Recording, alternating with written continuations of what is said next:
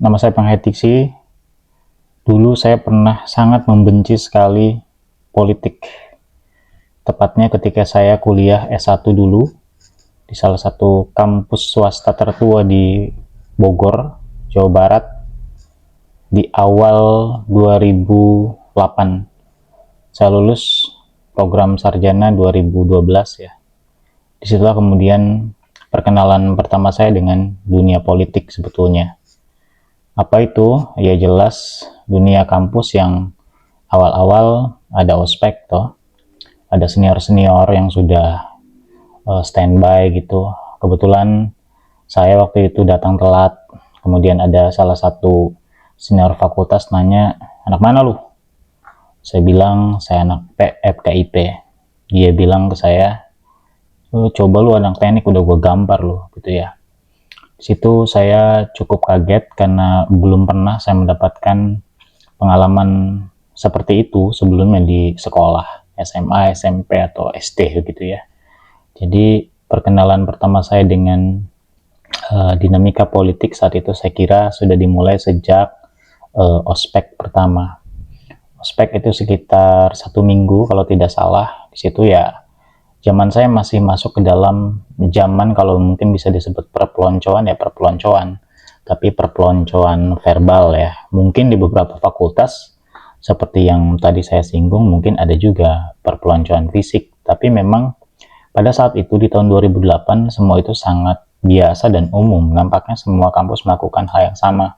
Apalagi fakultas-fakultas yang memang memiliki karakter begitulah kira-kira ya, untuk bisa menertibkan dalam tanda petik menertibkan mahasiswa baru untuk bisa mengenal disiplin, mengenal cara punya adab terhadap senior segala macam lah. Sekalipun mungkin nanti teman-teman juga akan berpendapat yaitu perpeloncoan yang feodalistik gitu ya, senior junior. Tapi faktanya dunia kampus saat itu dan mungkin beberapa kampus atau mungkin masih banyak kampus yang melakukan hal yang sama, cuman mungkin lebih sembunyi-sembunyi karena sudah mungkin sudah tidak relevan hal-hal atau praktik-praktik perpeloncoan verbal dan fisik semacam itu. Jadi langsung kemudian saya beres ospek ya, pokoknya nama ospeknya itu nama Islami lah, kita sebutnya ta'aruf gitu ya. Saya masuk Fakultas Keguruan dan Ilmu Pendidikan. Saya ambil program studi bahasa Inggris. Setelah gagal nyoba 3 kali ke perguruan tinggi negeri, saya ingin sekali masuk saat itu hubungan internasional di salah satu top 5, sebenarnya top 3 lah ya, top 3 kampus negeri di Indonesia. Jaraknya dekat dari Bogor, saya yakin teman-teman tahu. Cuman 3 kali saya tes ke situ dan gak pernah ada pilihan yang lain selain itu gitu. Dan gagal, saya cerita ke ibu bilang, ya udah kamu tetap mau kampus itu? Saya bilang iya gitu ya. Cuman untuk bisa mengisi kekosongan karena ibu dan bapak khawatir kemudian saya yang lulus SMA kemudian kalau nggak kuliah nanti kira-kira kegiatannya apa kan gitu. Udah kamu masuk swasta dulu aja yang dekat gitu ya. Rumah saya di Bogor juga, di kabupaten. Jarak dari rumah ke kampus saya yang kemudian saya mendaftar mahasiswa di situ itu sekitar 1 jam pakai motor ya gitu. Ya singkat cerita saya masuk di kampus itu, beberapa senior saya kenal karena mungkin dulunya bukan mungkin ya, karena memang beberapa orang senior saya itu berasal dari SMA sama dengan saya gitu ya. Ya mulai adjust gitu sebagai mahasiswa baru ya gitulah. Nah, yang menarik saat itu ketika ospek itu ada hari di mana unit kegiatan mahasiswa ya, dia presentasi UKM di kampus, banyak sekali UKM di kampus saya itu. Ada semacam mapalanya begitu ya, mapala, ada kesenian segala macam. Nah, setelah itu ada presentasi dari organisasi ekstra kampus atau yang lebih populer disebut organ ekstra. Kebetulan organ ekstra di kampus saya didominasi oleh salah satu organ ekstra mahasiswa yang berafiliasi atau berasosiasi dengan Islam gitu ya. Ada 1, 2, 3 lah yang besar itu, 3 ya. ada nggak organ ekstra non Islam? Nggak ada ya, misalnya PMKRI atau GMNI saat itu tidak ada gitu ya. Ada salah satu yang dominan lah, dan memang cukup keras gitu, melihatnya memang keren, keras gitu ya. Ya saat itu mereka mendirikan pos-pos gitu, atau apa kita sebut ya, tempat untuk melakukan personal branding organ ekstra mereka. Memajang foto-foto seniornya, memajang apa kegiatan-kegiatan yang pernah diikuti begitu ya. Kalau masuk organ ekstra ini bagaimana, kalau masuk organ ekstra ini bagaimana gitu, apa keuntungannya, itu dijabarkan pas presentasi, dan kemudian mereka membuka tenda-tenda khusus gitu ya, untuk kemudian mahasiswa nanti memilih, dan tentu ada persuasi di situ, jangan ikut sana ya, di sana itu gini-gini nih. Pokoknya adalah semacam kompetisi narasi saat itu begitu.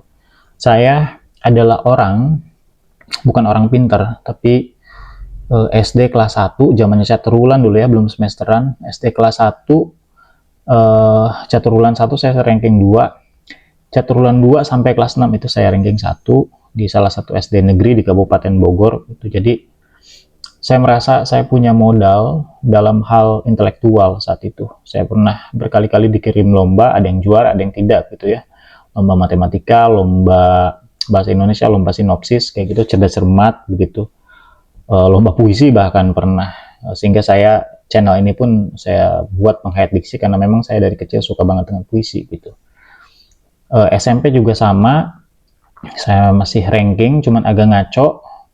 Ketika ranking itu turun, saya putus asa. Saya merasa saya bukan lagi orang yang pinter gitu ya, karena rankingnya udah turun. Akhirnya mencari pelampiasan di dunia yang lain, di dunia ekstrakurikuler, itu basket dan musik. Dan ya saya cukup, kalau dibilang shining enggak, cuman berhasil lah untuk bisa tetap mempertahankan eksistensi saya gitu sebagai seorang penghayat diksi gitu ya. Jadi saya manggung gitu, bawain musik-musiknya jam dulu ya, Green Day, My Chemical Romance gitu ya, Good Charlotte, Muse, dan lain-lain gitu. Saya merasa saya hadir, saya dilihat gitu, karena saya tahu secara intelektual, secara akademik saat itu kalau nggak salah nah kalau untuk SMP kalau nggak salah udah masuk semester, iya udah masuk semester, saya masih ranking 3 saat itu. Kemudian pernah kalau nggak salah ranking 2, setelah itu udah terjun bebas. Bahkan terakhir ya wali kelas, kamu kok makin jauh gitu loh, sampai ranking 9 gitu. Dan setelah itu ya udah, saya udah nggak punya kemudian keinginan atau ambisi untuk balik lagi mendapatkan ranking secara akademik di sekolah gitu. Padahal dulu seru pas pembagian rapat itu, yang terbaik, 3 terbaik di setiap kelas, ada 7 kelas itu dipanggil ke satu-satu ke depan lapangan, semacam prestis lah, gila, top 3 tiap kelas. Cuman ya kelas 2, kelas 3 SMP udah semraut, khususnya dalam matematik. Padahal dulu saya pernah disebut raja matematika waktu SD. Cuman ya namanya dinamika pelajar gitu ya. Saya juga nggak ingin menyatakan bahwa guru matematika saya itu kurang seru. Faktanya sebetulnya iya, cuman mungkin sayanya yang apa ya, takabur lah, nggak mau dengerin, nggak mau adjust dengan cara guru itu mengajar. Toh kalau gurunya yang salah, masih banyak yang pinter saat itu yang bisa nangkep, berarti memang kesalahannya ada di saya. Ya long story short, saya akademik jadi amburadul. Terus mau masuk SMA, saya pengen masuk SMA yang lebih bonafit saat itu, negeri cuman lebih bonafit, ada di kota Bogor. Gagal NEM-nya saat itu ya, nilai kelulusannya kurang dikit, sehingga saya kembali ke salah satu SMA favorit di kabupaten ya. Jadi saya masuk situ. Nah kuliah juga sama pada akhirnya. Saya pengen SD, SMP, SMA saya negeri, ya kuliah harus negeri. Sehingga 3 kali gagal ke negeri itu, ya akhirnya ibu bapak bilang udah kamu kuliah dulu. Ya udah saya kuliah dulu. Saya ingat diantar sama teman saya naik Vespa. Teman saya daftar di kampus swasta Bogor yang satunya lagi, saya di yang satunya lagi. Jadi saat itu kedua tempat saya dengan malas ngambil formulir, shit gitu, kuliah di sini gitu ya. Ya udahlah gitu. Karena niat saya memang tahun depan saya akan ikut lagi hubungan internasional di salah satu perguruan tinggi negeri favorit yang memang saya ingin sekali ada di situ gitu ya.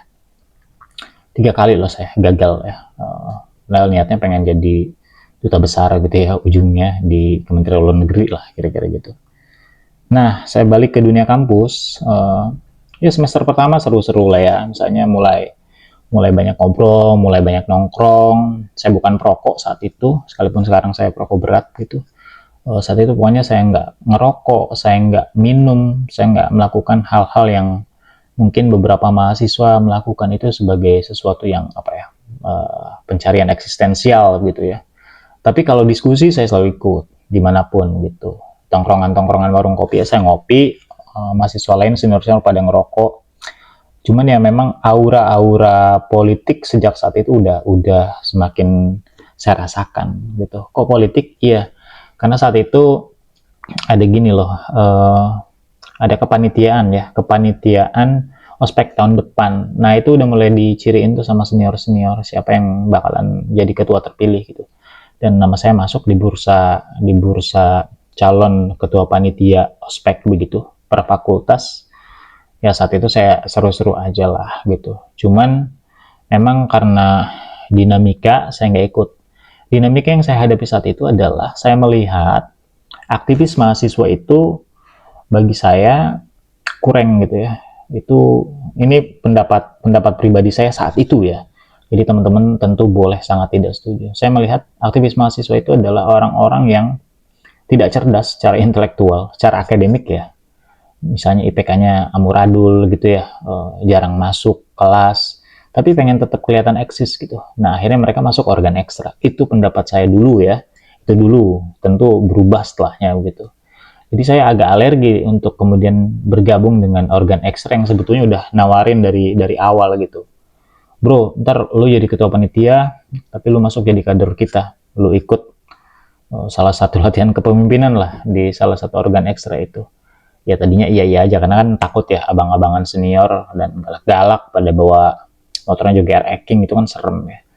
Cuman ya pada akhirnya tetap nyari cara gimana caranya untuk nggak bisa ikut gitu. Dan akhirnya saya nyodorin salah satu temen yang ya pada akhirnya berkhianat juga ke saya. Disitulah intrik-intrik politik mulai lebih terlihat gitu. Bagaimana dulu ada namanya untuk masuk badan eksekutif mahasiswa itu kan ada dibentuk semacam apa komisi pemilihan raya mahasiswa ya. Namanya KPRM ya, KPU-nya lah kira-kira gitu, ada kandidatnya, ada KPU-nya, mungkin Bawaslu-nya nggak ada, cuman tetap ya praktik-praktik pemilihan itu kita udah praktikkan di dunia kampus. Jadi teman-teman yang pernah ikut kuliah dan ikut organisasi pasti paham banget ini dinamika ini seperti apa. Emang sekeras apa sih? Keras. Di kampus saya cukup keras, bahkan pernah ada kasus sorry ya, ini penggunaan senjata tajam sampai melukai salah satu kader dari organ ekstra yang lain. Sekalipun ketika pemberitaan itu kemudian lebih dianulir ke arah dendam personal. Padahal memang itu perang ideologis antar organ ekstra. Pernah sekeras itu. Lempar-lempar bangku pas pemilihan, kemudian manipulasi surat suara, ngebobol ruangan wakil dekan 3 itu begitu. Jadi nanti saya lanjutin ya. Kemudian ketika saya masuk ke dalam real dunia politik ketika udah dewasa, itu ternyata apa yang saya lalui ketika mahasiswa itu semua benar-benar miniatur dari praktik dinamis politik di Indonesia gitu.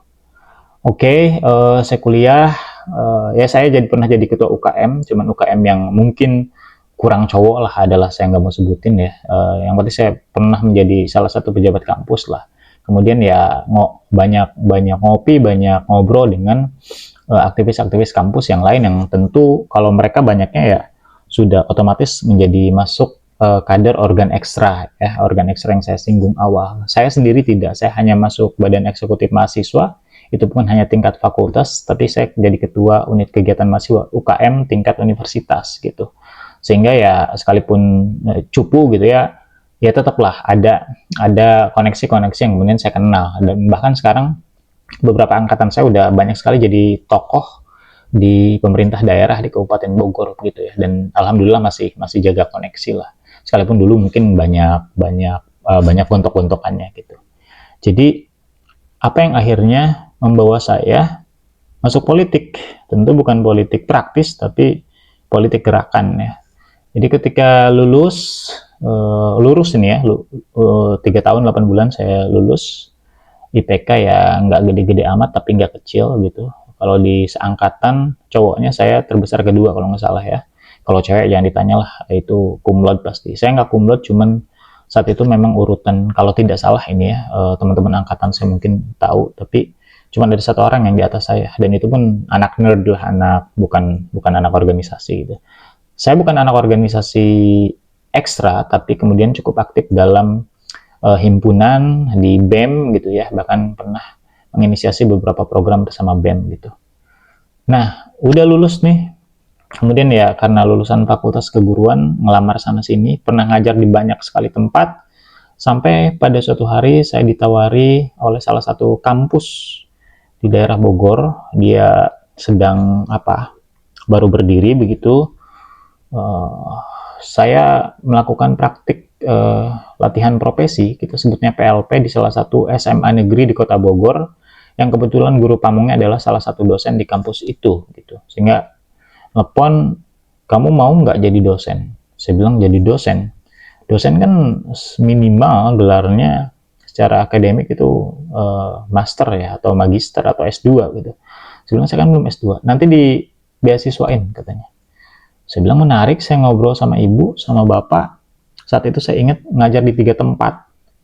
Termasuk di salah satu kampus, cuman di bagian laboratorium bahasanya, di language centernya, sebagai tutor, bukan sebagai dosen, karena itu program matrikulasi selama 1 tahun, dibagi per 2 semester gitu. Ahwat dulu, kemudian Ikhwan gitu ya, adalah di salah satu kampus yang bukan kampus saya, tapi ya itu kampus swasta yang lain di Bogor gitu. Ada 3 tempat, penghasilan saya lumayan saat itu, untuk ukuran ya di Bogor gitu ya, 3 tempat lumayan lah. Cuman pada akhirnya saya bulat, menarik ya dosen gitu. Yang kebayang pertama adalah prestis gitu ya, dosen. Saya masuk, awalnya nggak ada aturan apapun, ya udah kamu boleh nyambi, cuman jadikan ini home base gitu, tempat kerja yang prioritas. Kalaupun mau nyambi di luar, sifatnya nyambi gitu, bukan pekerjaan pokok. Tapi akhirnya karena banyak kesibukan, karena mungkin saya dosen muda, diberikan beberapa kepercayaan untuk ngeliding program ini, ngeliding program itu, sehingga ya agak keteteran, sehingga rektor saya itu menyarankan untuk ya wes harus resign dari semua tempat kerja yang dulu, karena ya pada akhirnya dibunyikan ya, kami kuliahkan S2, dan saya terima tawaran itu, sekalipun secara salary itu cukup jauh lah dari 3 tempat ya. Bayangin 3 tempat, 1 tempat kursus elit, 2 sekolah, lumayan lah. Ya udah saya lepas semua, kemudian saya lanjut S2 di 2014, cukup telat ya, 2014, lulus 2017 karena baku hantam dulu dengan salah satu penguji yang pada akhirnya jadi rektor di kampus tempat S2 saya. Nah, di kampus tempat saya ngajar itulah saya kemudian mengenal ruang-ruang politik secara lebih dalam, karena banyak pejabat kampus saat itu adalah alumni-alumni aktivis 98 ya, yang bergabung langsung dalam gerakan 98 gitu. Dan itu bukan orang-orang Bogor ya, ada sebagian orang Bogor, banyaknya orang ya aktivis-aktivis di Jakarta gitu, dari kampus-kampus di Jakarta atau kampus-kampus nasional di Indonesia, ngumpul di kampus itu. Kemudian ya akhirnya saya masuk ke dalam dialektika aktivis yang pada saat itu menjabat sebagai dosen di kampus tempat saya kerja. Jadi situlah saya mengenal pada akhirnya, karena proyek-proyek dosen ini banyak ya, bukan hanya penelitian, tapi program-program yang berkaitan dengan pemerintahan daerah, dengan Bapeda Litbang kabupaten gitu ya. Jadi saya sering kali masuk ke dalam tim di situ, tim riset kah, tim acara kah, moderator, apapun itu. Sehingga ya disitulah saya melihat sebuah praktik-praktik politik ya. Bagaimana kemudian lobbying begitu, bagaimana kemudian ketemu dengan media, menyiapkan berbagai macam hal, framing apa yang akan kita luncurkan, yang akan kita sorot ke dalam press conference gitu. Jadi kampus itu banyak sekali press conference, setiap kali ada acara ada press con. Gunanya saat itu adalah highlight ya, jadi kampus yang punya banyak gerakan, kampus baru yang punya banyak gerakan. Sampai di 2015 saya ditunjuk menjadi kepala kantor urusan internasional di kampus itu. menjalankan tugas itu, bagaimana kemudian membangun koneksi dengan kampus lain di luar negeri. Alhamdulillah, saya membangun untuk pertama kalinya sejarah pertama di kampus itu, saya membuka kerjasama dengan luar negeri itu pertukaran pelajar. Cuman belum ditukar, kita ngirim mahasiswa ke Thailand, saya ingat saat itu. Mereka kita kirim untuk namanya KKN luar negeri, kuliah kerja nyata luar negeri ya. 1 semester lah ya, terbilangnya 1 semester, sehingga mereka punya privilege untuk kemudian diberikan kemudahan lah 1 semester kosong di Indo ini gimana terkonversi dengan praktik-praktik mereka di sana. Dan saya juga sangat menyiapkan berbagai macam halnya teknis sekali untuk mereka ini sampai kemudian bisa lolos gitu, khususnya penguasaan bahasa Inggrisnya. Kita pokoknya buat semacam matrikulasi persiapan untuk mereka bisa layak lolos, karena ada panitia dari Thailand dan Indonesia yang menyeleksi itu, dan saya sebagai kepala yang kemudian langsung melakukan korespondensi dengan berbagai macam pihak, salah satunya dengan kedutaan, kemudian imigrasi dan lain sebagainya. Saya antarlah anak-anak sampai kemana, ada 5 orang lolos saat itu gitu ya. Untuk angkatan pertama kita kirim 5 orang, kemudian angkatan kedua di tahun kedua itu baru tukeran, berani tukernya 1 ya, 1 kirim, dan kita nerima 1 mahasiswa dari Filipina saat itu. Nah, ruang-ruang itu bukan hanya ngajar tok saya di kampus itu. Pada akhirnya saya pernah menjadi interpreter di salah satu lembaga negara kepemiluan ya, lembaga kepemiluan negara ya, adalah ya, dan itu RI begitu. Jadi disitulah saya mulai kenal dengan aktor-aktor politik level nasional tentu ya, aktor-aktor politik, aktivis-aktivis politik level nasional. Ya yang tadinya bawain sepatunya bos saya lah, tapi sambil nguping pembicaraan mereka, dan lebih sering diajak duduk bareng gitu, ngopi aja. Tapi karena saya tahu saya bukan siapa-siapa dan tentu bukan kawan mereka, ini cuman istilahnya apa ya, staff doang gitu, yang bawain laptopnya bos, yang bawain sepatunya bos ke hotel gitu. Tapi dari situ perkenalan-perkenalan itu lebih dalam, karena ternyata di antara aktivis itu banyak yang pinter ya, banyak yang baca buku ini, banyak yang baca buku itu, khususnya filsafat, karena saya sangat gandrung dengan filsafat sejak saya masuk kuliah S2 di salah satu kampus di Jakarta Selatan, di Warung Buncit gitu. Ya saya membaca banyak buku lah, kira-kira kalau dihitung banyak banget ya enggak, cuman cukup jauh lah dibanding saya ketika S1 dulu gitu, yang bacanya cuman di salah satu isu doang. Kalau S2 itu malah isu-isu pendidikan saya nggak begitu menarik, tapi isu-isu politik dan isu-isu Islamic Studies, isu-isu kemanusiaan saya baca banyak, sehingga ketika ketemu aktor-aktor politik itu ya ada titik-titik nyambung gitu, yang kemudian bisa ngobrol, bisa ketawa gitu. Nah, selanjutnya adalah itu cukup lama saya di kampus yang itu, ya akhirnya masuk ke dalam ruang-ruang suksesi ya, ruang-ruang suksesi. Beberapa senior saya di kampus itu masuk ke dalam, ya katakan the shadow team ya, tim bayangan dari salah satu kandidat partai politik misalnya, tim bayangan dari salah satu kandidat kepala daerah itu di berbagai daerah di Indonesia gitu ya, sehingga pada akhirnya saya masuk ke dalam dunia yang gila ini ya, ini yang dulu gua nggak suka banget gitu loh. Akhirnya saya masuk, suka nggak? Suka, karena sangat dialektis, sangat dinamis gitu.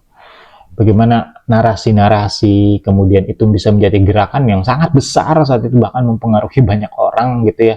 Jadi the man behind itu banyaknya saya lihat memang nggak pernah kelihatan di kamera langsung ya, sesekali masuk kamera, cuman nggak lebih sering gitu loh. Tapi mereka sebenarnya ngatur gitu dalam dunia politik di Indonesia ini ya, dan saya yakin lingkaran saya saat itu mungkin salah satu dari sekian ratus lingkaran lain se-Indonesia.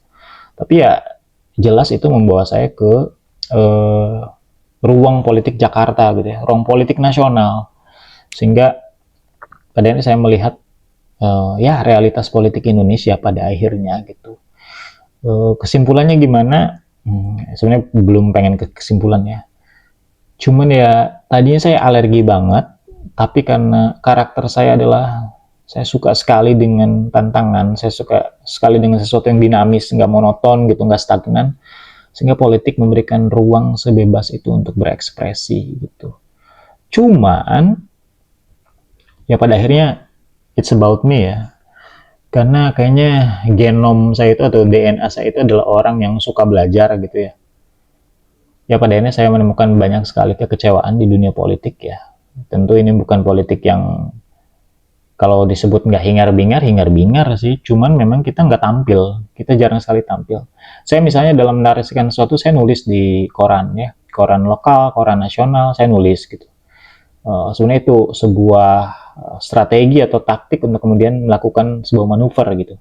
Jadi di lingkaran saya saat itu begitu. Misalnya ada salah satu menteri dulu yang menginginkan kita semua sepakat menteri itu harus bertahan di posisi menteri yang itu ya, yang kemarin menjabat gitu. Karena kemungkinan di periode berikutnya presiden tertentu saat itu akan mengalami reshuffle, ya kita semua nge-backup. Nge-backupnya dalam apa? Bentuk narasi, media. Sampai media kumpulan opini-opini para aktivis itu dikumpulin dan mungkin masuk gawainya presiden atau gawainya staf presiden untuk kemudian bisa membaca bahwa menteri ini harus bertahan nih karena program dia harus masih banyak yang harus dikerjakan gitu. Cuman saat itu gagal, cuman menteri jagoan kita saat itu hanya di rekomposisi aja ya, lebih diberikan posisi yang terhormat tapi kurang dinamis gitu. Itu sih, jadi sampai pada titik itu saya menulis gitu untuk bisa mempengaruhi audiens segala macam. Tapi ya pertanyaannya, saya politik itu baik apa enggak sih gitu ya? Itu yang pertanyaan fundamental kan misalnya dalam video ini. Saya bisa bilang yes and no gitu. Klise ya, terdengarnya basi sih politik, bisa baik bisa enggak. Iya, memang begitu. Dan sejujurnya saya harus bilang, di Indonesia gak ada satupun dimensi yang bisa memberikan dampak begitu signifikan itu selain politik. Saya kira nggak ada. Semua kebijakan yang lahir, baik di tingkat pusat, daerah, sampai tingkat paling lokal sekalipun, itu adalah produk politik. Jadi nggak bisa enggak. Maksud saya, kalau saya dulu alergi banget dengan politik, setelah mengetahui realitas bagaimana negara ini, kurang lebih ya, tentu masih banyak sekali ruang-ruang yang tidak saya masuki dan belum saya masuki, tapi di some of the tiers, some of the surface, itu udah kelihatan banget bahwa gila sih, kayak nggak mungkin nggak ada politik di negeri ini, dan nggak mungkin sebuah kebijakan apalagi sifatnya besar nasional itu nggak melalui sebuah dialektika politik yang rigid dan kompleks gitu. Sehingga teman-teman kalau melihat sekarang politik basi, semakin kita menghindar dan ya ini tapi terserah ya, semakin kita menghindar dan acuh, semakin bebas ruang terbuka yang bisa dimanipulasi oleh aktor-aktor yang memiliki karakter oknum untuk memanipulasi segala macam. Jadi saya kira disitulah saya titik sadar saya bahwa dunia politik ini bisa sangat baik, bisa sangat mulia ketika memang dominan para aktor politiknya itu ya kita katakan sudah ada di level negarawan. Itu bisa. Indonesia bisa jadi negara bagi saya termaju keberapa ya di Asia ya, termaju ketiga deh, keempat deh. Pertama misalnya Cina, 2 Jepang, 3 Korea Selatan, berarti kelima, 4 Singapura, 5 Indonesia, bisa deh. Itu sangat mungkin bisa kalau pejabat atau aktor politiknya itu udah di level negarawan secara dominan. Ya faktanya ada aktor politik itu yang sudah di level negarawan, tapi lebih banyak yang masih punya ambisi yang sangat personal. Bahkan ambisi sektarian partainya. Jadi antar partai ini saya melihat sudah kayak kerajaan aja. Jadi Indonesia ini nggak pernah benar-benar demokratis, tidak. Saya melihatnya ya, sebagai orang yang tahunan lah masuk, melihat masuk pekarangan-pekarangan istana-istana politik itu ya partai politik di Indonesia adalah kerajaan itu sendiri. Ketum partai politik adalah raja-raja itu sendiri. Jadi feodalismenya masih sangat kuat, hierarkisnya masih sangat kuat. Jadi ya untuk bisa melihat visi Indonesia lebih jauh, saya kira itu udah harus ada titik selesai di antara para rajanya gitu. Kalau rajanya masih punya ambisi atau mungkin tidak ingin didiskusikan dengan kerajaan-kerajaan lain atau partai politik lain, ya bagi saya selamanya itu akan sulit sekali menemui titik visioner maju gitu ya. Jadi itu sih pengalaman saya. Pada akhirnya politik sesuatu yang sangat saya benci, tapi ketika saya melihat itu lebih jauh dan lebih dalam, ya nggak bisa enggak sih kita kita acuh banget dengan politik, nggak mungkin. Karena BBM naik itu produk politik ya. Orang bisa dipenjara oleh pasal karetnya itu produk politik gitu. Program legislasi nasionalnya DPR itu produk politik gitu ya. Apapun itu yang mengikat kita hidup di Indonesia itu produk politik. Sesimpel itu kok. Kamu bisa beli iPhone misalnya, bisa nggak iPhone di Indonesia harganya sama dengan iPhone di Singapura? Bisa, kalau ada produk politik yang mendukung itu. Saya sering bilang dulu ke mahasiswa saya, kamu mau nonton Muse gratis nggak? Mau, Pak. Emang mungkin? Mungkin. Kalau produk politik menghendaki itu. Misalnya DPR RI akan memberikan apresiasi terhadap mahasiswa-mahasiswa yang memiliki IPK 3,9 misalnya di semua kampus Jawa Barat misalnya, akan diberikan kompensasi berupa tiket nonton gratis Muse, ya mungkin di tribun keberapa. Sangat mungkin, apalagi kalau itu dipakai sebagai metode kampanye. Misalnya mendekati pemilu, ada konser dunia, ya dia bagi-bagi untuk menggaet pemilih muda misalnya. Sangat mungkin itu produk politik yang sangat dialektis gitu. Jadi saya kira itu ya, saya adalah orang yang sebetulnya awalnya kalau disebut mahasiswa kupu-kupu bukan, karena saya juga masuk BEM, saya ikut himpunan, saya ikut UKM, tapi melihat politik saat itu saya alergi. Tapi pada akhirnya ya semesta membawa saya pada sebuah ruang bahkan yang lebih dalam gitu politik. Saya pernah ketemu siapa aja? Ya banyak gitu. Ya sekalipun bukan saya yang ketemu, tapi saya ikut nganter dan ya ikut diskusi dengan staf-staf si tokoh-tokoh itu ya pernah. Bahkan saya pernah datang ke ya rumah ya presiden hari ini gitu ya pada masanya gitu. Jadi ya apa ya teman-teman, politik itu sebetulnya dimensi yang sangat mulia untuk kehidupan karena dia menjadi ruang untuk membuat sebuah produk kebijakan ya, kebijakan kehidupan berbangsa dan bernegara. Tapi ketika orang-orang tidak memiliki visi yang jauh, tidak memiliki visi kenegarawanan, ya isinya pasti hanyalah tentang politik kekuasaan, tukar-tukar kekuasaan gitu ya. Kemudian tembak-tembak dosa masa lalu gitu. Jadi dendam masa lalu terhadap satu tokoh itu bisa jadi akan dieksekusi di beberapa tahun kemudian. Makanya banyak sekali kasus korupsinya mungkin 3-5 tahun yang lalu tapi baru diangkat 5 tahun kemudian, ya sangat mungkin karena itu sebuah peperangan politik gitu. Dan bagi saya untuk teman-teman aktivis ya suarakan tetap, tapi kemudian tetap harus sadar bagaimana lebih ke arah menyatukan bagaimana sih aktor-aktor politik ini pada akhirnya punya kesadaran yang sama bahwa Indonesia ini harus menjadi salah satu leading country in Asia, minimal Asia lah, kalau dunia berat lah ya, di Asia aja dulu. Dan modal itu ada, cuman ya tadi kita semua belum benar-benar bareng melihat visi Indonesia ke depan, belum benar-benar bareng ingin menyembuhkan berbagai macam luka hari-hari gelap, misalnya 65, kuda tuli, banyak lah ya, bahkan mungkin dalam beberapa dekade terakhir ya banyak sekali kasus itu yang tidak selesai dan ngambang begitu aja. Ya bagi saya ini kesadaran kolektif ya, dan salah satu ruang yang bisa menyelesaikan ini semua ya politik. Isinya memang harus lebih beragam. Jadi politisi itu nanti semestinya diisi oleh lintas aktor, seniman, akademisi, praktisi, teknokrat, birokrat, pensiunan militer, ya semua harus ada di situ karena banyak sekali dimensi masalah yang tidak bisa diselesaikan oleh satu warna dominan politikus aja, nggak bisa ya.